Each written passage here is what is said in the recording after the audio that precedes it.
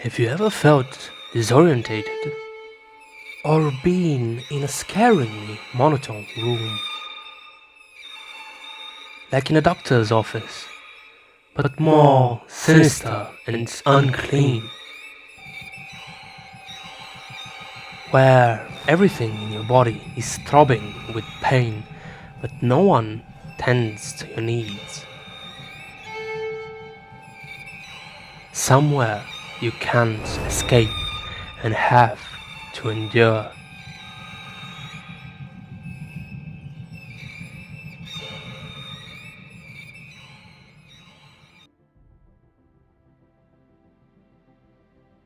Kaneki was a gentle soul before becoming a ghoul, and that's a strong characteristic on his human side.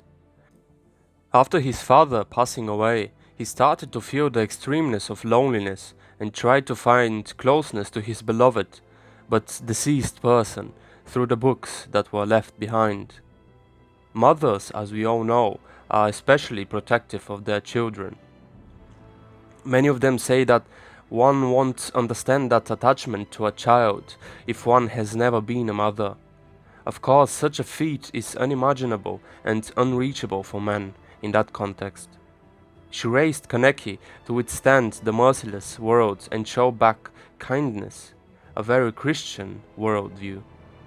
However, all that would change after Kaneki's torture. His mother's death, because of overstraining herself for others, further poured salt in the deep dark wound of existential fear in Kaneki. Torture is such a profound rupture of the human psyche that the consequences extend across generations. It destroys human dignity, not only for its victims, but for those who engage in it. As we have seen throughout manga series, torture exceeds the capability of the brain to endure pain, whereas actually the human nervous system, as well as that of any creature, tries its best to avoid painful situations, be it physical or mental.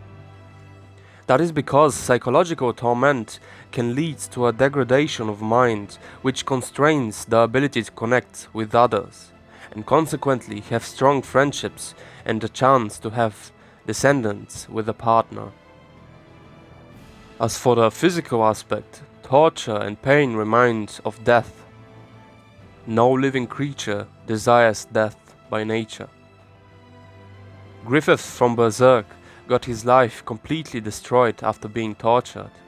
Body was dysfunctional and he couldn't even speak. It was a great contrast to his former self when he was respected and feared, and even compared to a godly being. Tokyo Ghoul's manga goes in a little bit of detail concerning the torture methods of Jason.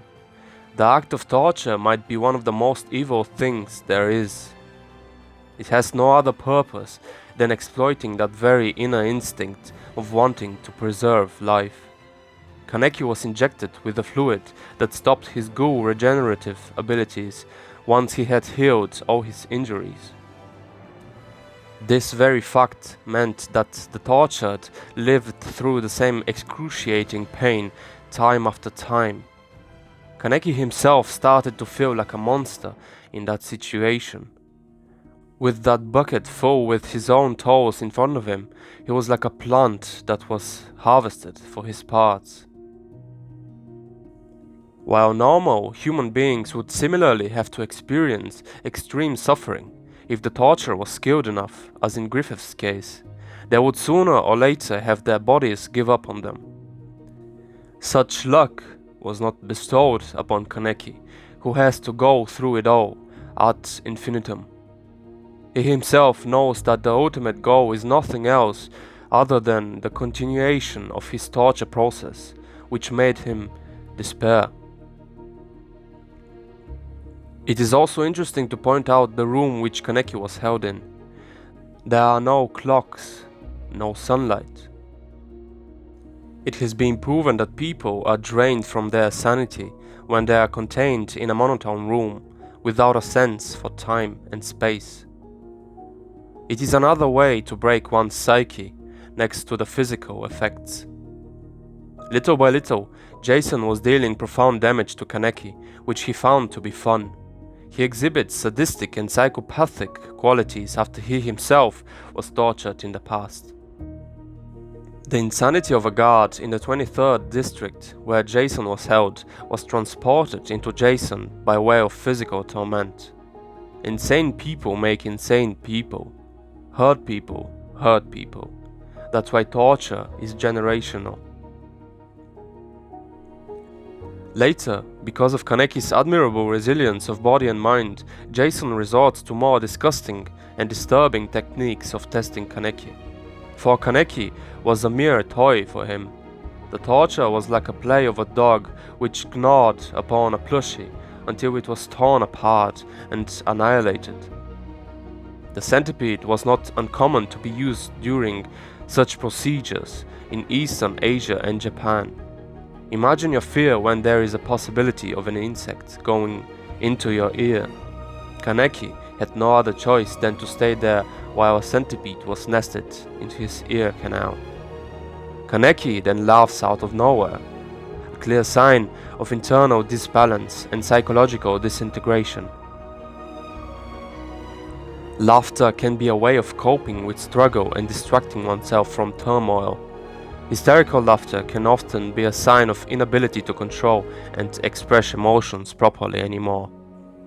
Kaneki is even forced to, because of his kind nature, to choose between the deaths of a mother and a child, which he couldn't manage to give an answer to, hence why both were murdered in front of his eyes as a consequence of Jason's insane outburst. After experiencing and seeing pain and suffering for an eternity during torture, Kaneki would truly be left with an existential and absurd conundrum. The French existential philosopher Albert Camus writes about suicide in his essay The Myth of Sisyphus. I see many people die because they judge life is not worth living. An apartment building manager who had killed himself, who had lost his daughter 5 years before, had changed greatly since, and the experience he had undermined him. To undermine means to weaken, and often gradually. Similarly, the survivors of political prison camps during World War II developed a cynical view of the world. They wanted to be left alone and started to hate the world for its indifference. Kaneki, as well as those people, was undermined. Though all those were truly extreme cases, it can be seen with young people who have experienced profound losses. They all lose that inner arrogance and know-it-all feeling, and begin to finally live like a human. Humans, as we all say, are just humans, vulnerable and mortal. Then either resentment and cynicism set in, or pure hopelessness, which might even result in suicide. Kaneki chose the former and completely discarded his mother's philosophy after freeing himself up. In the metaphor of him devouring Rizei in his head, his acceptance of brutality and his ghoul nature is shown. Later in the manga, Kaneki experiences complex psychological shifts, one of them resulting in his new personality, Sasaki Heise. Kaneki comes to the realization that he is no more special than any other person, and that everyone is Sisyphus of his own story. Sisyphus, the man who pushed a boulder up a hill forever. At one point, Kaneki melancholically states, "It's not the world that's messed up, it's those of us in it." A statement of pessimism and despondency, yet also one of hope and personal responsibility for good. Rules for happiness. Something to do, someone to love, something to hope for.